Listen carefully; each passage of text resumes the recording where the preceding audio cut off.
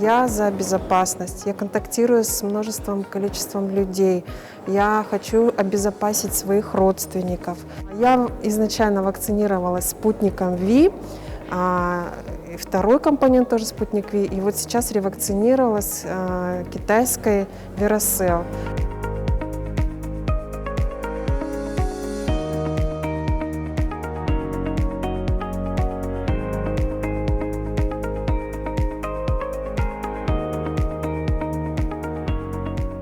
Бүгін ревакцинацияны алдым.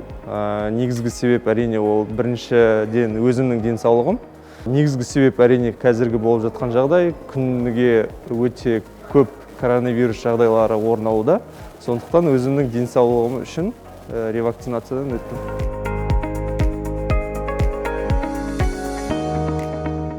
Здесь основной плюс – это то, что я вакцинировалась в мае 2 компонентами спутником Ви.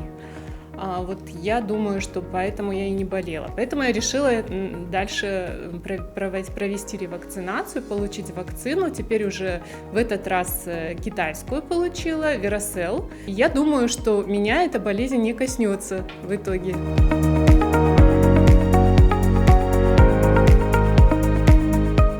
Сегодня вот уже стала такая острая нужда, чтобы получить ревакцинацию, чтобы вновь сохранить свое здоровье, подкрепить свой организм и, конечно же, обязательно заботиться о здоровье наших окружающих.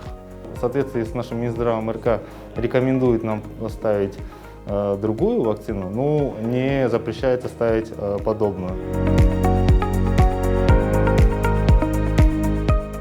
Ревакцинация жасау керек деп өзім ойладым. Өйткені ол қанша дегенде аурудың жүруін жеңілдетеді. Қазір келіп докторларға айтқанда, олар спутник бірінші вакцина болса, қазір Veracell дұрыс деді ревакцинацияға. Сөйтіп Veracell компонентін қазір ревакцинация алдым. Бәрі дұрыс болады деп ойлаймын.